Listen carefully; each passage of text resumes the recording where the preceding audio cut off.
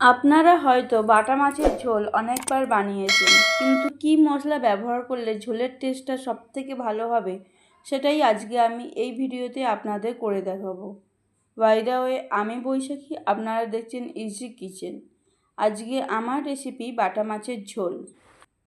বাটা মাছের ঝোল বানানোর জন্য আমি এখানে নিয়ে নিয়েছি বাটা মাছগুলো নুন হলুদ দিয়ে ম্যারিনেট করে রেখেছি। আর এখানে কেটে নিয়েছি আগে থেকেই আলু আর বেগুন। আলুটা মাছের ঝোলের মতন লম্বা লম্বা করে কেটে নিয়েছি। একটা বেগুন এরকম ছোট করে কেটে নিয়েছি। এবার মাছের ঝোলটা বানানোর জন্য একটা সিম্পল পেস্ট করে নিতে হবে।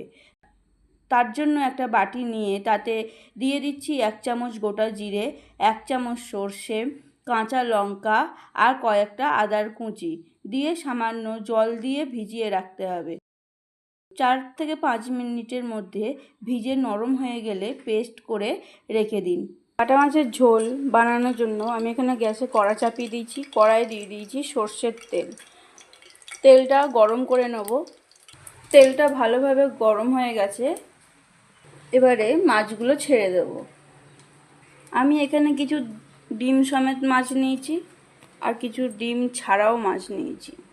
এবারে একে একে মাছগুলো ভেজে নেব।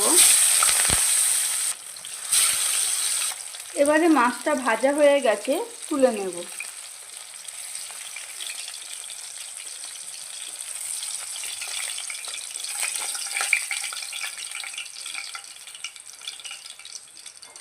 বাকি মাছগুলো ভেজে নেব।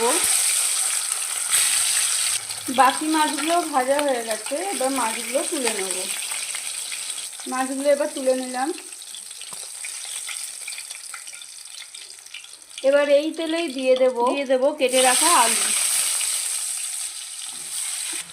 আলুগুলোয় অল্প নুন দিয়ে দেবো আর দিয়ে দেবো হলুদ। এবার আলুগুলো ভালো করে ভেজে নেব।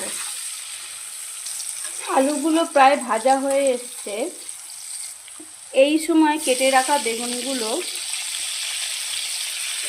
দিয়ে আলুর সাথে ভেজে নিতে হবে। একটু চাপা দিয়ে ভাজতে হবে, তাতে আলু আর বেগুনটা ভালোভাবে সেদ্ধ হয়ে যাবে। আলু আর বেগুনটা ভাজা হয়ে গেছে, এবার তুলে নেব।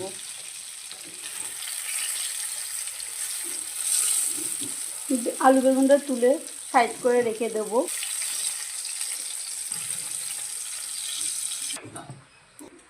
এবার এই তেলেই দিয়ে দেবো কালো জিরে আর কটা চেরা কাঁচা লঙ্কা। একটু ভেজে নিয়ে দিয়ে দেব কেটে রাখা টমেটো। টমেটোটা একটু ভেজে নিতে হবে। এই সময় দিয়ে দেবো কাশ্মীরি লাল লঙ্কার গুঁড়ো আর দেব হলুদ, পরিমাণ মতন নুন আর দেব ধনে গুঁড়ো। এবার মশলাটা টমেটোর সাথে একটু ভেজে নেব। টমেটোটা অনেকটাই গলে এসছে। এই সময় দিয়ে দেব বেটে রাখা মশলাটা। মশলাটা দিয়ে টমেটোর সাথে কিছুক্ষণ কষিয়ে নেব। কষানো হয়ে গেলে দিয়ে দেব ভাজা আলু বেগুন। আলু বেগুন দিয়ে মশলার সাথে ভালো করে 2 মিনিট থেকে 3 মিনিট মিশিয়ে নিতে হবে। আলু আর বেগুনটা মশলার সাথে কষানো হয়ে গেলে দিয়ে দেবো জল। মশলার সাথে এবার জলটা ভালো করে মিশিয়ে নেব। এবার চাপা দিয়ে দেবো, দিয়ে জলটা ফোটার জন্য অপেক্ষা করব। এবার দেখুন ঝোলটা ফুটে উঠেছে। যেহেতু আমার আলু বেগুনটা আগে থেকেই ভাজা ছিল, দেখুন আলুটা খুব সুন্দর গলে গেছে। এই সময় আগে থেকে ভেজে রাখা মাছগুলো দিয়ে দেবো।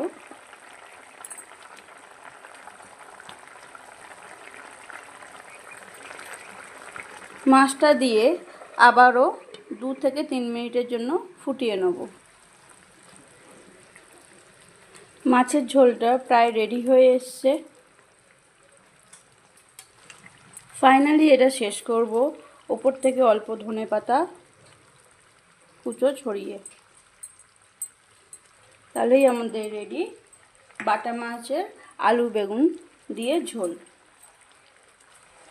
রেসিপিটা আশা করি রেসিপিটা আপনাদের ভালো লেগেছে। ভালো লাগলে অবশ্যই কমেন্ট করে জানাবেন। এরকম রেসিপি পেতে চ্যানেলটা সাবস্ক্রাইব করে দেবেন। বাই দ্য ওয়ে, আমি বৈশাখী। এতক্ষণ আপনারা দেখছিলেন ইজি কিচেন। দেখা হচ্ছে আরও একটা নতুন ভিডিওতে। সুস্থ থাকবেন, ভালো থাকবেন।